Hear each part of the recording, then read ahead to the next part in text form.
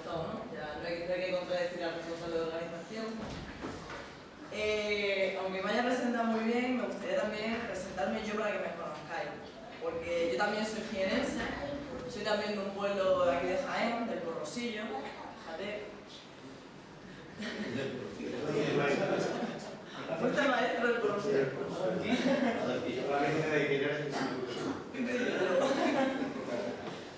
Pues por eso quería presentarme yo también.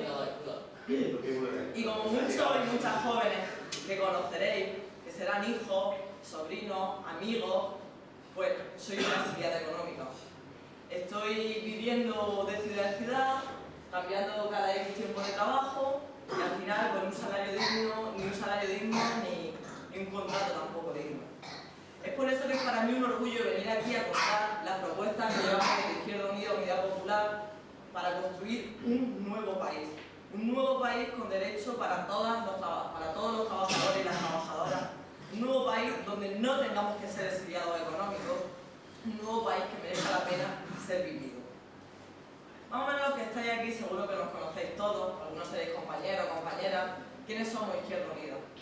Hoy nos están comentando ya los compañeros que me han hablado antes. Izquierda Unida somos una fuerza política compuesta de gente luchadora, gente que no ha vendido sus principios hasta en las más difíciles de las condiciones, gente que ha estado al lado del pueblo en todas las luchas, gente que no ha cambiado de idea, gente que creemos en la justicia social. Esas somos de Izquierda Unida. Y para nosotros es fundamental seguir luchando en la calle, no solamente un hito electoral, o no solamente venir aquí a contaros lo maravillosos que somos porque estamos haciendo campañas. Nos conoceréis también porque estamos en la calle, porque somos parte de la lucha que habéis vivido. Eso es lo que nos define como organización. Pero bueno, estando en Jaén, evidentemente, no podemos empezar a hablar de otra cosa que no sea de agricultura, ¿no? La agricultura y la situación del campo andaluz, en nuestro caso, la situación de la aceituna y de la oliva. Lo han dicho ya los otros compañeros y compañeras, pero para empezar, la situación actual del campo andaluz ya nos da el trabajo que daba a los pueblos en otras épocas. La mecanización del campo, por ejemplo, ha expulsado a muchas personas del mercado laboral. Y ahí tenemos que hablar del tema de la mujer, porque las grandes expulsadas del campo andaluz son las mujeres. Desde Izquierda Unida nuestra propuesta está clara. Ya lo llevamos pidiendo desde hace mucho tiempo y tenemos que volver a retomarla. Y es la reforma integral de la agricultura, una ley de reforma agraria integral. Es que eso ya parece que se le ha olvidado a la mayoría de las fuerzas políticas. Hasta el PSOE en muchas ocasiones hablaba de la reforma agraria y eso ya se ha olvidado. Pues desde Izquierda Unida lo llevamos en nuestro programa, porque necesitamos una reforma agraria que dignifique la vida en el campo y una reforma agraria que reparta tierras para la gente que las trabaja. Una consigna básica que todas las jornaleras y jornaleros hemos llevado trabajando y luchando por ellas desde hace mucho tiempo. Pero como venía diciendo, no solamente hablamos de una reforma agraria, hablamos también de lo que es la PAC, de la política agraria común, que ahora mismo es la que está sustentando la vida en los pueblos de Andalucía, sobre todo en los pueblos agrarios. Si no hubiese esa política agraria común, una subvención a posteriori, mucha de la gente de aquí no podría seguir viviendo. Y mientras tanto tenemos otros partidos de estos de nuevo cuño que se dedican a decir que es que los andaluces somos muy vagos y solo nos gusta cobrar el paro. Me gustaría que viniesen aquí a echar un día de aceituna y luego se viniesen a hacer campaña, ¿no? Y luego ya nos comentasen cómo nos gusta vivir cobrando el paro. Pues tampoco podemos olvidar cómo influye dentro del campo la política agraria común. Y el problema de la política agraria común es que la mayoría del dinero, la mayoría de la subvención que se destina ¿a quién? A los grandes terratenientes, que además ya ni siquiera necesitan producir, porque el dinero se reparte directamente por el número de olivos que tengan plantados. Efectivamente, por hectárea. No necesitan ni siquiera producir. No podemos permitir eso. Necesitamos una reforma de la política agraria común que asegure que las subvenciones que vengan estén destinadas a la diversificación del campo para que haya más cultivos que puedan sostener la vida rural de nuestros pueblos y de verdad para un reparto equitativo de ese dinero, porque es uno de los grandes sustentos. Antes he mencionado también por encima, he dejado ahí, lo quiero retomar ahora, la situación de la mujer en el campo, ¿no? La situación de la mujer en general es que es la gran excluida del mercado laboral en esta crisis económica. Pero es que si ya nos venimos a los pueblos, donde probablemente la única oportunidad que tengan que trabajar las mujeres sea las jornadas que pueden echar en la cosecha de aceituna, la situación se vuelve dramática. Y no solamente porque no podamos echar unos jornales, es que no podamos cotizar, es que no podamos cobrar el paro, es que no podemos tener una jubilación digna. Se nos está expulsando del mercado laboral, se nos están quitando todos los derechos y lo único que nos queda es volver a la situación de estar en casa dependiendo del hombre. Y seamos sinceros, uno de los pilares básicos para la emancipación de la mujer es la emancipación económica. Y nosotros desde Izquierda Unida proponemos un plan integral de la mujer rural. Necesitamos un plan de apoyo integral, un plan económico que pueda generar empleo y salida a las mujeres, sobre todo que viven en los pueblos, que es donde más se nota esta discriminación laboral que estamos viviendo. Evidentemente no podemos hablar de empleo sin hablar de industria, aunque nos pueda sonar un poco raro en Jaén el tema de hablar de industria, sobre todo porque el pequeño núcleo industrial que teníamos, que era Linares, Andújar, Bailén y La Carolina, se ha desmantelado por completo. Nosotros hemos trabajado mucho, hemos luchado mucho porque no se desmantelara ese núcleo industrial. La situación, ya sabéis la que es ahora, que ese pequeño reducto que nos quedaba de industria, que daba trabajo indirecto también a muchos pueblos y a mucha gente de esa zona, ha desaparecido. Y los niveles de paro ya están igualados a lo que pueden ser los niveles de paro de los pueblos del resto de Jaén. Por ello, nuestra apuesta por la reindustrialización no es una apuesta en vano ni una apuesta vacía, es una apuesta estratégica para construir un nuevo modelo de país. Y es una apuesta estratégica porque también es una apuesta estratégica de Europa que España no tenga industria. ¿Cómo es esto? ¿Por qué es una apuesta estratégica de Europa? Muy fácil. La Unión Europea que se ha construido es una Unión Europea de desigualdades, en la que hay unos países del centro, como son Alemania, Francia, donde está recogida toda la industria, y unos países de la periferia, como somos Portugal, España, Grecia, Italia, que no han desmantelado toda la industria y estamos dedicados a los servicios. Y además somos dependientes económicamente de ellos, porque todo lo que producen ellos necesitamos comprarlo nosotros. Ese es el modelo de Unión Europea que nos han impuesto. Y ese es todo el proceso de desindustrialización que se lleva realizando en nuestro país desde los años 80. Por eso nuestra propuesta de reindustrializar es fundamental para un nuevo modelo de país. Queremos un nuevo modelo productivo que como mínimo produzca parte de lo que ya consumimos. Para eso se necesita una inversión fuerte del Estado. Para eso necesitamos crear empresas públicas que produzcan. Y por supuesto necesitamos también nacionalizar sectores estratégicos, como es el sector de la electricidad. Son elementos fundamentales si queremos salir de la crisis. No va a haber más empleo, no se va a poder generar más empleo si no empezamos a poner la economía al servicio de las personas. Pero el mayor problema y el más urgente que estamos viviendo ahora mismo es el paro. Evidentemente, tenemos desde 2008 hasta 2014 la crisis ha dejado a 3,5 millones de personas en paro, ¿no? ¿Y qué han hecho los gobiernos del PP y del PSOE? 2 reformas laborales, a cada cual peor. A cada cual peor. ¿Vosotros creéis que abaratando el despido, que subiendo la jubilación a los 67 años, que precarizando los contratos, se va a crear empleo? ¿Cómo creas empleo abaratando el despido? ¿Cómo creas empleo no dejando jubilarse a la gente más mayor? ¿Cómo va a entrar la gente joven al mercado? Es una total aberración. ¿Qué es lo único que han hecho? Reformas laborales para seguir beneficiando al capital y a las grandes empresas, para que la plusvalía que generamos los trabajadores siga enriqueciendo a los mismos de siempre. Por eso, desde Izquierda Unida planteamos varios elementos de cara a tratar el tema del paro. Para empezar, y no menos importante, un nuevo estatuto de los trabajadores. Porque estas reformas laborales, además de habernos dejado con una situación más precaria de la que partíamos, nos han quitado todos los derechos laborales, o gran parte de los derechos laborales que teníamos. Por eso, nuestra propuesta debe de empezar por dignificar el trabajo, con un nuevo estatuto de los trabajadores que, como mínimo, tenga que recoger la jornada laboral de 35 horas. ¿Os acordáis de esas reivindicaciones de la jornada laboral de 35 horas? Es que hablar ahora de eso parece hablar del socialismo. Cuando era una reivindicación que hasta UGT, vamos a decir que es el sindicato más conservador,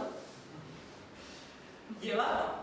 Pues este nuevo Estatuto de los Trabajadores que propone Izquierda Unida parte de estos derechos mínimos.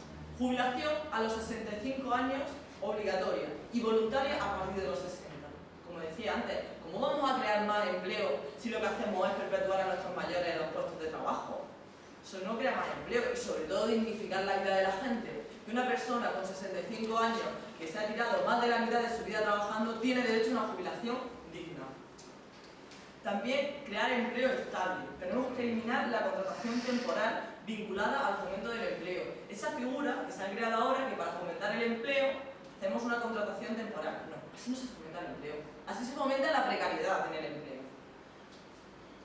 Planteamos también impedir el uso de contratos de obra y servicio para atender a la subcontratación de actividades y concesiones administrativas, así como regular el control de las becas de formación. Seguro que conocéis también alguna experiencia de algún familiar que está en beca de formación. Acabas de estudiar, haces un máster y puedes pasar 10 años en contratos precarios en becas de formación. No. Las becas de formación son becas de formación, así que tenemos que hacer un control estricto de esa figura jurídica, entre comillas, que se ha creado para seguir explotando a los trabajadores.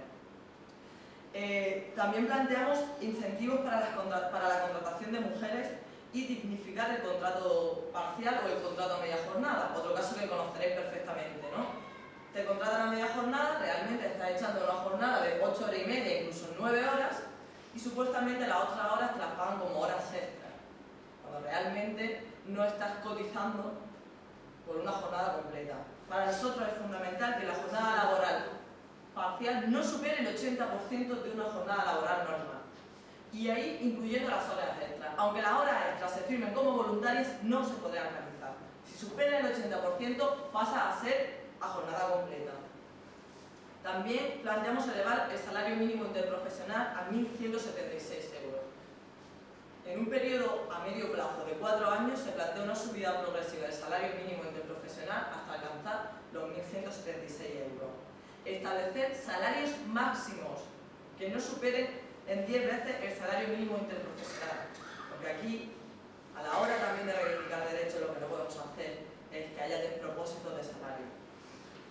También suprimir la unilateralidad empresarial para la modificación de las condiciones de trabajo. Es decir, actualmente a ti un empresario te puede cambiar las condiciones de trabajo de un día para otro.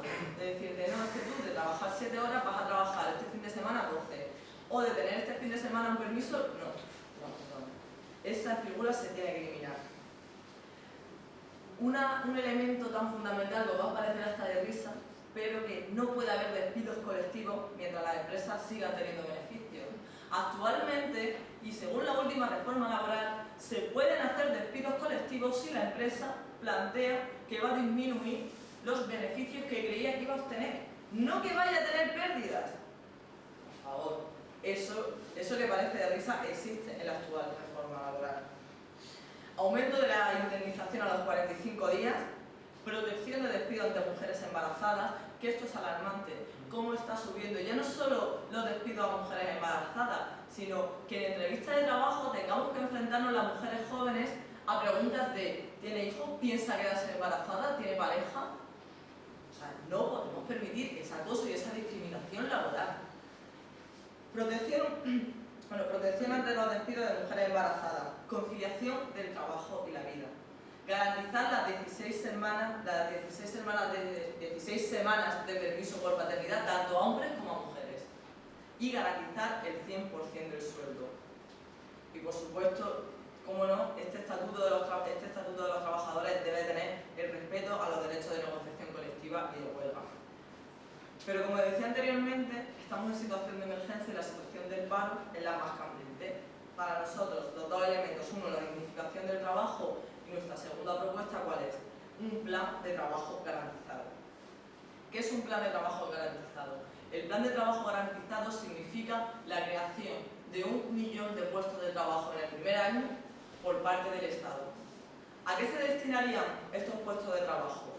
Estos puestos de trabajo irían a cubrir actividades donde no hubiese oferta o la oferta fuese muy pequeña, que estuviesen relacionadas con servicios sociales, con mantenimiento y rehabilitación del casco urbano, actividades recreativas, actividades de ocio. Es decir, Eso sería donde no suele haber tanta oferta privada, el Estado interviene porque sí existen necesidades públicas de esas actividades. La financiación de este plan de trabajo garantizado le correspondería al ayuntamiento, le correspondería al Estado, perdón, pero serían los ayuntamientos, juntos con los vecinos y las vecinas, las que identificarían las necesidades que hay en su localidad, en su barrio, para poner en marcha pues, este trabajo. Y ahora pensaréis, está muy bonito hablar de crear millones de puestos de trabajo, pero ¿de dónde sacamos el dinero, no? Pues la suma es muy fácil. De los 70.000 millones de euros que se le dio a la banca privada, con esos 70.000 millones de euros, ¿no? Se dio a la banca privada, pues solo con 9,6 millones de euros hubiésemos creado ese millón de puestos de trabajo el primer año. Solo con 9,6 millones de euros, ¿no? Pero aún así, vosotros diréis, vale, bien, se hubiese podido crear trabajo, pero ese dinero ya no está, ¿no? Y el Estado ahora mismo tampoco es que tenga para poder tirar adelante. Bueno, aquí es donde entramos en el elemento de la recaudación. ¿Qué está recaudando el Estado? ¿De dónde recauda el Estado? Bueno, lo primero que tenemos que hacer es lo que decían ellos, que ya lo han comentado. Lo primero, para poner la economía al servicio del pueblo, es derogar el artículo 135 de la Constitución. El Estado tiene ingresos, el Estado recauda, pero todo va al pago de la deuda. No podemos permitir que mientras que estamos en una situación de emergencia social, el dinero que el Estado recauda vaya al pago de la deuda, que es inadmisible. Entonces es fundamental, para poner en marcha este plan, que es de emergencia social, de ayuda a salir de la situación de la crisis, derogar el artículo 135 de la Constitución. Pero aunque derogásemos el artículo 135 de la Constitución, tendríamos que meternos más en la parte de recaudador del Estado. Si estamos hablando que el Estado va a ser empleador, necesitamos tener recursos que recaudar. Y ahí entra, perdonad, ya voy a leer algo.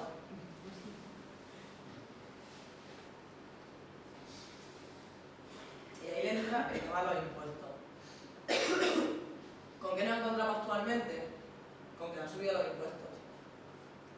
Han subido el IVA, el impuesto más injusto que existe en este país, porque es el impuesto que pagamos igualmente tanto los que tenemos como los que tienen 27 coches en su casa. Entonces, para nosotros lo fundamental es bajar el impuesto del IVA y sobre todo bajar el IVA para los productos básicos. Y para los productos básicos me gustaría decirle también al PP, de sus ministros y ministras, que las compresas también son productos básicos. O sea, porque a ver si ahora la higiene femenina no es un producto básico. Pues para nosotros bajar el IVA es fundamental. ¿Y qué proponemos? Una reforma fiscal progresiva, de forma que paguen más los que más tienen. Porque en este país hay gente que se le está llevando a manos llenas, mientras que los que estamos sufriendo la crisis además tenemos que sostenerla. Eso es fundamental. Pero aparte de una reforma fiscal progresiva, tenemos que modificar la Ley General Tributaria que habla del fraude fiscal. En España, el fraude fiscal está en 90.000 millones de euros anuales. Eso es lo que se defrauda. Bueno, pues de ese fraude fiscal, ¿sabéis cuánto se recupera? Solamente 11 millones de euros, de los 90.000 defraudados. Y ahora que os digo de fraude fiscal, pensaréis, joder, ¿cómo defrauda mi vecino que es albañil y que a veces no cobra el que era una chapuza? Pues no. Es que era más del 90%, estaba entre el 95 y 96% del fraude en este país lo hacen las bancas y las grandes empresas. O sea, esos 90.000 millones de euros vienen de los grandes capitales. Esos son los que defraudan. ¿Sabéis qué pena hay para los defraudadores? La ley actual que existe. Pues a partir de 4 años no existe delito fiscal y a los 5 años no existe ningún tipo de delito. Es decir, a partir de 4 años ya no se tiene que devolver el dinero y una vez que pasan 5 años no ha existido delito. Esa es la pena que tenemos por defraudar 90.000 millones de euros cada año. Imaginaos, ¿os acordáis de los 9,6 millones de euros que os decía que costaría poner en marcha un plan de trabajo garantizado durante un año? Mira qué fácil. Imaginaos lo que podríamos sacar simplemente con perseguir el fraude fiscal, con una medida así de justa. Pero además, cuando nosotros hablamos también de trabajo garantizado, aparte de sacar del paro a 1 millón de personas durante el primer año, hay que tener en cuenta varios elementos en los que incidiría mucho este plan. Sería, uno, al no haber paro, tendríamos menos presión por parte de los empresarios con salarios más bajos o con amenazarnos con el despido, aparte de la creación de más trabajo indirecto que supondría en torno a unos 200 o 300.000 puestos de trabajo indirecto que se crearían para movilizar la economía, a que 1 millón de personas, digamos, entren en la dinámica económica. Y por último también, hablando de la recaudación, bueno, vamos a hablar de la banca pública, que ya la han comentado ellos. O sea, ahora mismo hemos pagado ya una banca pública. Hemos pagado en más de 46 millones de euros una banca pública en este país, con el ingreso que se le han hecho a los bancos, con el rescate a la banca. Pero mientras saneamos las cuentas de la banca, en vez de crear una banca pública, en vez de aprovechar esta crisis financiera para recuperar el control de la economía, para que sea el Estado el que pueda decidir dónde se invierte, sea en investigación, en desarrollo, en pymes y autónomos, ¿qué hace? Pues lo vende ahora a sus amiguitos a precios de risa. Eso es la siguiente vuelta de rescatar la banca. Es la siguiente vuelta. Para nosotros es fundamental una banca pública en este país. Como venía diciendo, llevamos desde el 2008, ¿no?, en una situación de emergencia social. Como no vamos a hablar de la emergencia habitacional. Lo han comentado los compañeros, yo creo que ambos lo han dicho. Es innegable que hablemos del drama que están suponiendo los desahucios día tras día. Nosotros nos hemos movilizado también con toda la gente de los desahucios, con la plataforma, con la PAC. Hemos estado en sus luchas, los conocemos y por eso nuestro programa evidentemente lleva sus mayores reivindicaciones, que son, creo que lo habéis comentado casi todo, lo voy a decir un poquito más rápido: la dación y el pago con carácter retroactivo, de por favor, ya que el banco se queda a la casa, que no me quede la deuda, ¿no? El elemento lógico. No se podrá desahuciar a la primera y única vivienda, porque la vivienda debe de ser un bien inembargable, es un derecho constitucional, que la Constitución haya quedado en papel mojado. Además, las entidades bancarias deben garantizar un alquiler social para las personas que hayan entregado su casa dación en pago, pero que no tengan alternativa habitacional. ¿Qué es un alquiler social? Un alquiler social es un alquiler que no puede suponer más del 30% de los ingresos de la familia.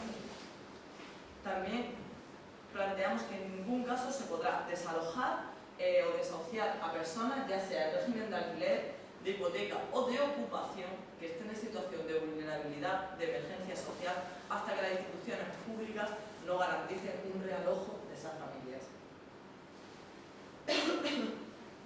Y por último, que también es fundamental, es que las instituciones públicas deben garantizar el acceso de las personas a la vivienda. Para eso, no sé si recordáis también la ley de la función social de la vivienda. Lo que planteamos es poder multar a los bancos para que saquen el stock de viviendas que tienen, el stock de viviendas vacías que tienen, y así poderla ofrecer a la gente en un alquiler social. Porque el problema de este país no es que falten viviendas, es en manos de quienes están esas viviendas. Como venía diciendo, hablamos de un nuevo modelo de país, ¿no? Queremos un nuevo modelo de país. Pues para construirlo tenemos que empezar por los cimientos. Y esos cimientos son la educación. Nuestra apuesta por la educación la tenemos clara. Ya tenemos a un compañero además denunciado el otro día por apostar por una educación pública, laica y de calidad. Es nuestra apuesta, siempre lo ha sido, es una base fundamental del programa de Izquierda Unida.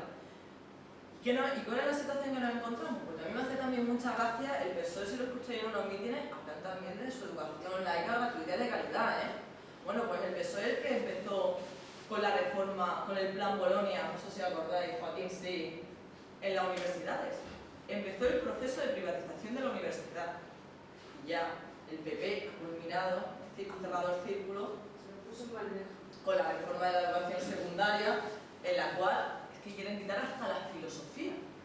Es decir, ¿qué quieren crear? Quieren crear obreros descerebrados que les sean manos de obra barata y elitizar la educación para que los hijos de las obreras y de los obreros no podamos estudiar. Ese es el plan. Y cuando hablamos de educación también necesitamos hablar de educación en igualdad. Eso para nosotros es una prioridad. Hace poco leía una especie de informe que salía hablando de cómo ven en los jóvenes sus relaciones de pareja, cómo ven actitudes machistas, tales como el control del móvil, el control de qué te pongo, de con quién salgo, los celos, y era alarmante la visión que tenía nuestra juventud de lo que es una relación de pareja. Si el machismo no se soporta desde la educación, no vamos a crear un país diferente. Y para eso la escuela, como espacio socializador fundamental y primero, necesita estar preparada para educar en igualdad. Y hablando de educar en igualdad, es fundamental poner el feminismo en el centro del debate político en este país. Porque para empezar, Podemos decía que el feminismo no era el debate fundamental. Ciudadanos en el debate A6 tuvo la maravillosa intervención, además muy curioso, que era la única mujer que estaba en el debate, tiene la maravillosa intervención de decir que no existe la violencia de género, que hay violencia doméstica. El PP cada día nos alumbra con una ley feminista, es una maravilla, ya han comentado ellos, la ley del aborto, que querían plantearnos. Y el PSOE, pues bueno, como siempre jugando a su dualidad, pero no poniendo todos los medios que están a su alcance para tratar este tema. Porque para empezar, los recortes que se han hecho en justicia, a las primeras que afectan son a las mujeres maltratadas. Los recortes en los juzgados de primera instancia son los juzgados de familia, que son los juzgados a los que acude la mujer maltratada en primera instancia, son los que más recortes han tenido. Esas son las políticas de prevención del maltrato. Recuerdo también a la señora Soraya Sáez de Santa María en el debate A4, hablando del drama y de la lacra social, que era el maltrato a las mujeres. Perdona, señora, pues no recorte en justicia. Eso es lo fundamental. Pero, aunque la violencia de género es una gran lacra social y es la manifestación más horrorosa del machismo, no solamente está la violencia de género.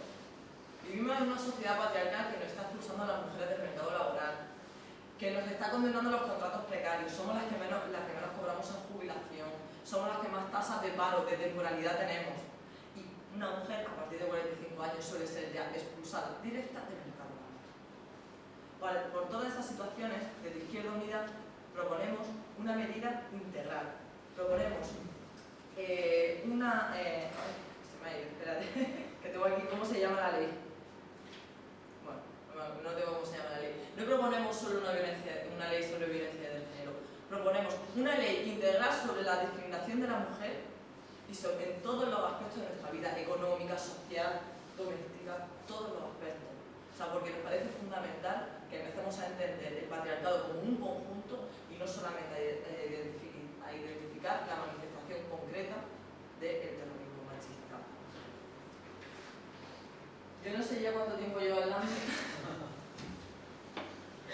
pero sí que quiero acabar con un último elemento que es fundamental. Después de todo el repaso que hemos hecho a las situaciones de los compañeros, la compañera y yo,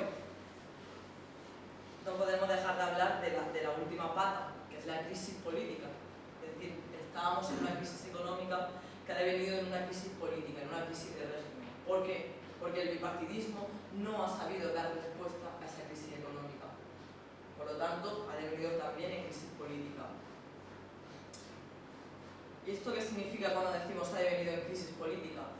En que la Constitución de 78, en que el régimen de 78, la transición, están muertos. No nos sirven.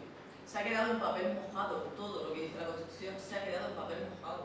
No tenemos un marco ahora mismo para poder salir de esta situación de crisis. Por más que se intente regenerar el bipartidismo, creando elementos nuevos, no. Bipartidismo aparte, efectivamente, un refresco que ha venido a ser Podemos y Ciudadanos. Por más que se intente refrescar, el problema es que este marco político ya no nos vale. Por eso para nosotros es fundamental hablar del proceso constituyente, porque para un nuevo país necesitamos también una nueva constitución. Una nueva constitución que no esté asentada como esta en la impunidad y en la corrupción. Una nueva constitución que respete los derechos fundamentales de las personas y la libertad de expresión de las personas. Una nueva constitución que recuerde a nuestros muertos, a los que lucharon por la libertad y no permita actos franquistas. Necesitamos una nueva constitución para un nuevo modelo de país. Porque donde lo público no pueda ser vendido, donde los derechos y las libertades fundamentales se recojan sin mordaza, porque la voz del pueblo jamás será ilegal. Por eso, cuando vayamos a votar el 20 de diciembre, yo os pido que votemos con el corazón y con la fuerza de las convicciones. Porque, como creo que lo decía también Joaquín, después de 38 años de democracia, yo creo que ya tenemos bastante, ya nos han demostrado lo que es el voto útil. El voto útil no es votar el PP al PSOE. Aquí no ha traído ese voto útil. Para nosotros es fundamental votar con las ideas claras, saber lo que estamos votando. Y no que ahora los telecandidatos nos digan lo que tenemos que votar o lo bien que sale en bailar. Nos da igual que no nos saquen en la tele. Seguimos llenando teatro, seguimos pateando los pueblos, aunque vengamos de la aceituna. Porque para nosotros el voto útil es el voto que siembra semilla, es el voto de la persona que se moviliza, es el voto de la persona que sabe que tarde o temprano le vamos a ganar la batalla al capitalismo. Muchas gracias. Espero que no haya parecido muy largo este meeting y que al final los que salgáis de aquí salgáis convencidos no solo de votar Izquierda Unida, sino de eso, de ir a convencer también a vuestros vecinos, de ir a hablar con ellos, de explicarles la situación que entre todos hemos descrito aquí, para que voten también con claridad y convicción.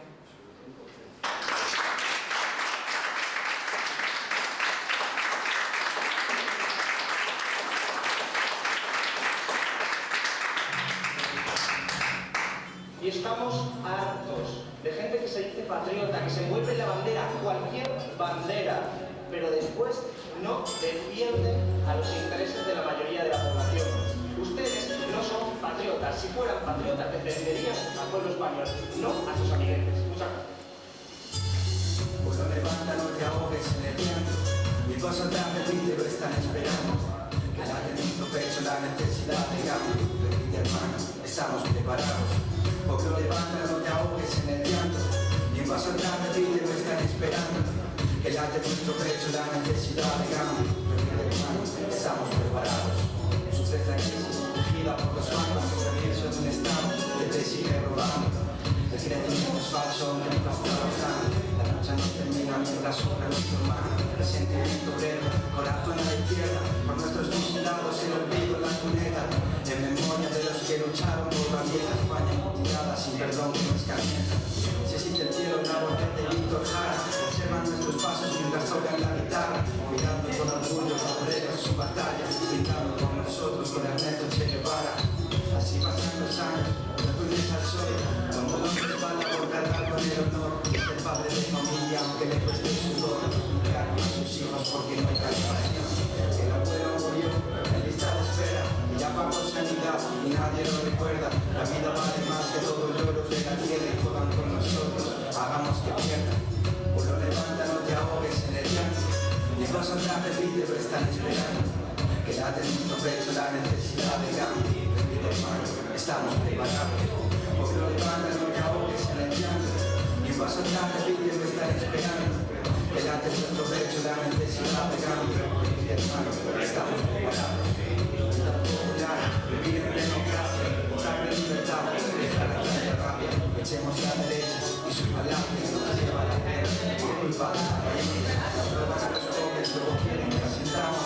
Nos ven como perros que comemos de su mano. Nos temen más que nada porque puede que mordamos el sistema y lo rompamos. Si nos manifestamos, que es lesbianas, emigrantes, refugiados, todos los diferentes. Parece que sobramos, que me siguen esta España de poemas de Machado, de hospitales, de montaña, de ríos y ganado. Dejamos que los jóvenes se vayan del país en busca de un futuro que se les negó aquí. Despedidas dolorosas, tan difícil sonreír. Cuando hijos en marcha, en busca de porvenir.